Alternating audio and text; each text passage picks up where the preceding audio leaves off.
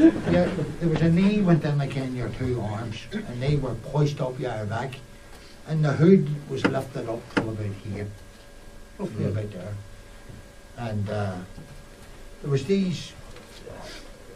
In my case, I don't know about everybody, but certainly with me, there was these immersive lights shining on you. And the real James Cagney type stuff. I don't know what on the the on the wall, like, and there was these English voices, and they simply accused you of everything in habit. You were accused of either doing it or being involved in doing it, and that you were a member of the ARA and all the rest of it.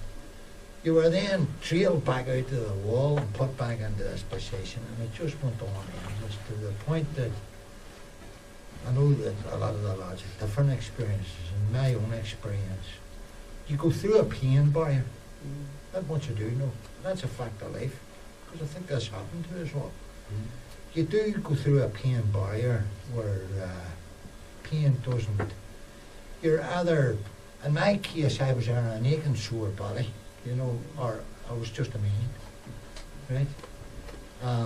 To the point that you knew you were being battered and kicked, but it didn't, there was no pain, no hurt, no nothing with it. You were never the two things. You were either one or the other, an aching sore body, or you were just a man. I know that I was fortunate, I believe, to have been a member of the Republican movement, and had went through what was known as anti-interrogation lectures and stuff. But it was nothing to what I was experienced. Never told us about that one. Never got to tell us that, right? But I do know, like looking back on that period, that was a great help to me anyway. Like, a great help to my sanity and all the rest of it. I knew I very definitely was aware that I was in the hands of the enemy. The biggest surprise that came out of it for me was that we, not just me, but we all weren't executed, because I was convinced that when they were finished doing whatever they were doing, that I was going to get a bullet, you know. But during that period, I was trying to keep my concentration, keep myself functional, to keep my mind sort of, but it was nearly an impossibility to do. But I remember concentrating, and I wasn't long married prior to my arrest. I had 2 children born at the time, and my son Liam, and I had a baby daughter just as I was arrested. Tracy was born. And I was trying to think of the day of my wedding, for instance, you know. My father, I was trying to keep him in my mind, keep myself functional, like. And to the point that it stopped being a thought. You know, I could see them in my mind's eye, but I could see them to the point from sort of there up where I could nearly have put my finger out and touched them, had I been able to do so, you know what I mean? There was talk of them, we were supposed to have been drugged and all the rest of it. I just don't know. No, just on the drug point, sorry to interrupt you. Remember at one stage, each time they take you in for interrogation, they'd ask you for your name and address. I remember this occasion they asked me to spell my name, and I could spell the Francie part all right. When it came to McGuigan, I actually couldn't spell it. I kept spelling it, but I was making a mistake. And I knew I was making a mistake, but I didn't know what the mistake was. And I kept trying, and they started laughing at me then. Boys cracked up, and I can't even spell his own. Count to 10, seeing you count to 10. I remember saying, I'm not even going to attempt counting to 10 in case I can't do it. Now, I personally believe at that stage there was some sort of drug involved at that stage where you can't spell your own name. And I seriously could not spell my own name. I knew I was making a mistake, but I couldn't spell it. So, and each of us had in our own way something relating to that where you felt you weren't in control of your mind. Now, the circumstances would have aided that. But as Kevin said there, we could do the anti-internment, trying to figure out what was happening. The big thing that it done resolve was this thing of, I think each one of us believed we are not getting out of here alive. They are not going to release us to let the world know what's going on. But it was the fact that I remember thinking, I think each one of us had the same sort of thing. This is the might of the British Empire against me, and I'm only a kid from the back streets of Belfast, but fuck them, I'm going to get the better of them. They ain't going to. And that there, plus the fact that I was aware that Kevin was there, and I knew that Joe was there, and I wasn't sure, I didn't know about Mickey at that stage, but I knew the boys were there too, you know, and but they're not going to beat us, you know, but it was, none of us ever remember an occasion of being taken off the wall. We actually all believe that each time we came to, we actually collapsed at the wall and passed out at the wall and were taken, the waking up, as Kevin says, handcuffed to these big cast iron radiators. But none of us ever remember a situation where they actually lifted you back off the wall to bring you for interrogation, you know. They dragged you, took you from the cast iron and dragged you down for interrogation. And the interrogation, there was two people sitting in front of you and one walking up and down behind you. And just every time a question would come out, you got thumped from behind, answer the question. And this went on. I finished up with 2 broken ribs, and as Kevin says there, you became pain. I remember at one stage up against the wall, I think Kevin was having a go, and I remember deciding I better give him a hand. And I remember trying to get back off the wall. The only way to get away from the wall was the fingertip to the toes, was actually fold up and go down into the ball. But before I could get up off the ground, they were into bed. I remember another occasion, there was 3 steps, and they were dragging me up and down these steps by the feet. And I remember somebody beating me with, I thought, for some reason it was a brush handle, very probably a baton. And I could feel the exertion in them with this baton at me. And I remember laughing because I couldn't feel any pain. As Kevin says, you either mind or pain, but I couldn't feel any pain.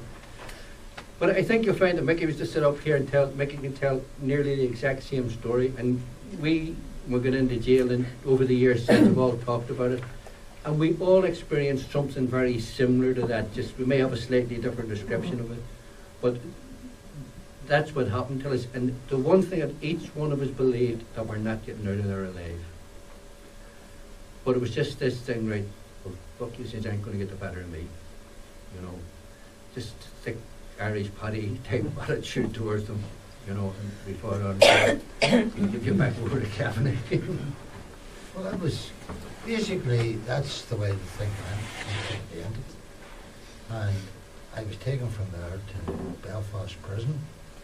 And once again, I was taken to D wing of Belfast Prison, taken to the basement, and the following morning of my arrival in the prison, I was taken up into what I later become known to me as the Governor's Corridor.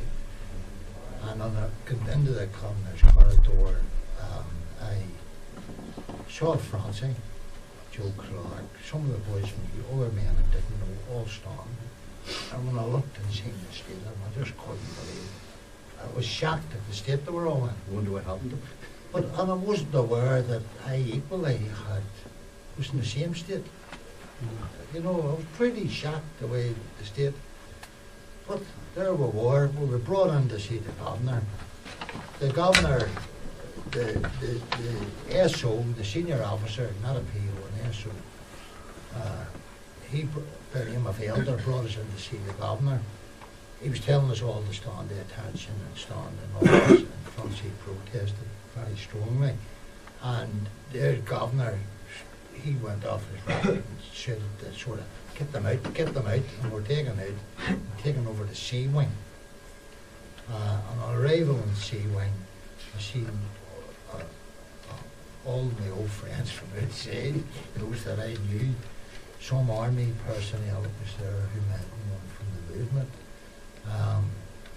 And I was met by a very old Republican.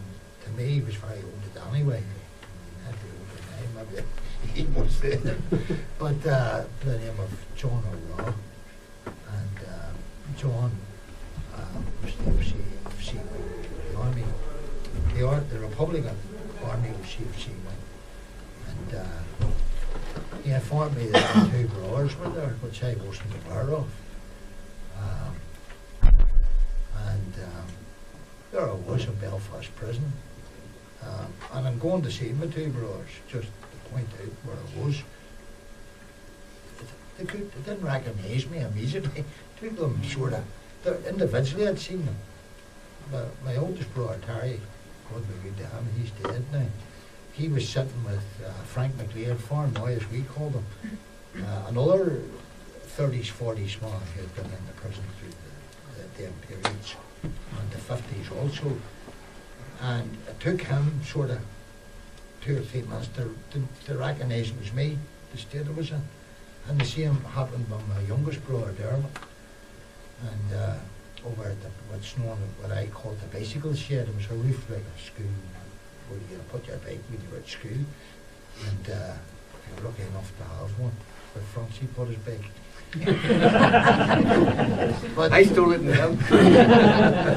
But I mean, an herbal war in the prison. So we were there for a period of time. And we were transferred to one cash. And a helicopter. I came by helicopter. And that stage I was still on the other side of wings. But qualified. But on arriving in Long Cash anyway, we were the first, we were the second lift, but we were the first arrivals in Cage 3. And we finished up in Cage 3. And we were there for a period of time. The army was very functional, both within the jail and within the prison.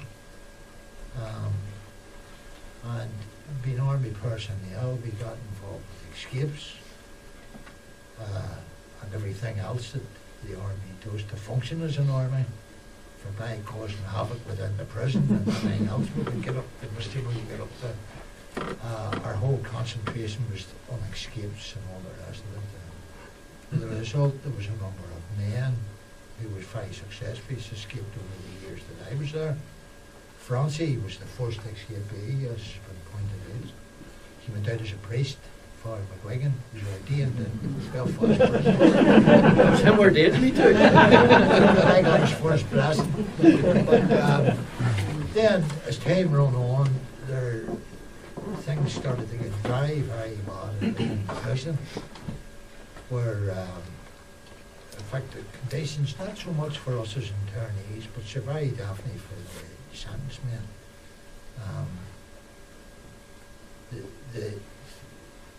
And our visitors, all our visitors, sentence or not, were getting terrible time in searches. They were taking the memories of children, for instance.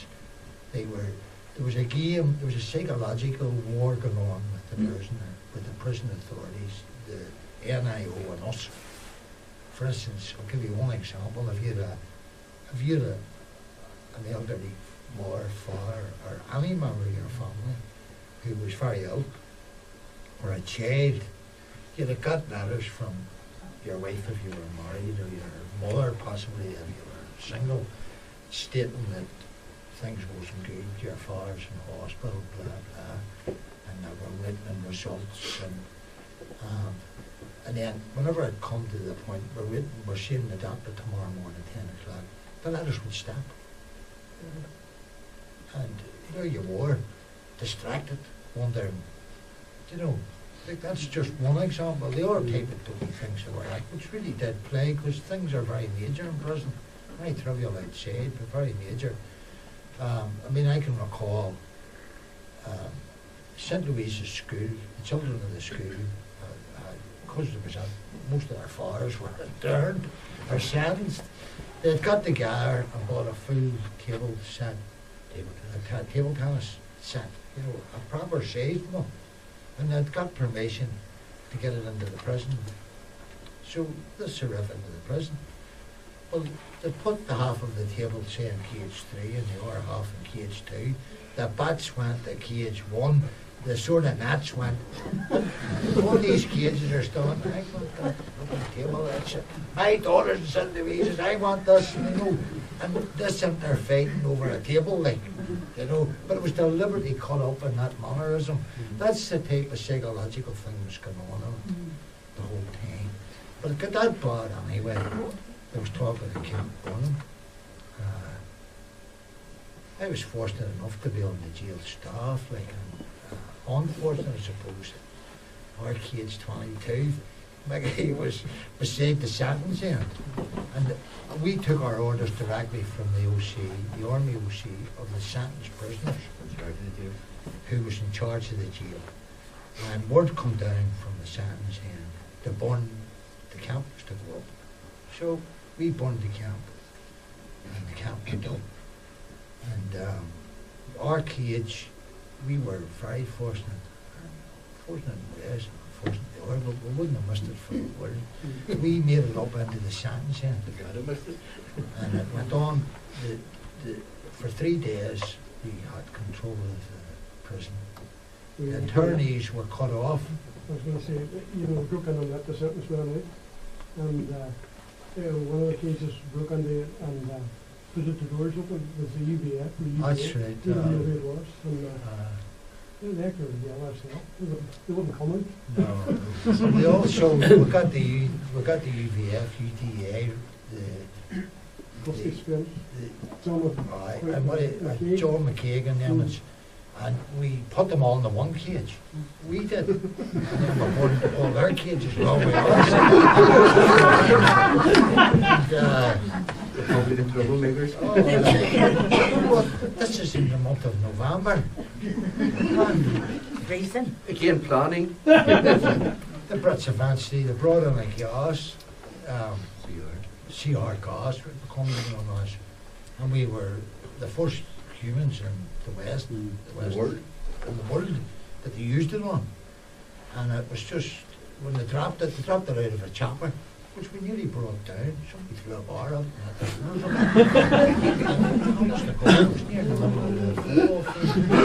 Which was just a pity. Between it, we had caught a Brit. We had a Brit. And by the name of Lynch. He was squealing his mower, was Irish.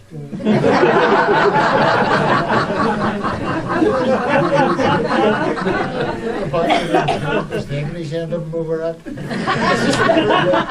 And we put on the end of my honest to God opinion, only for the centrist OC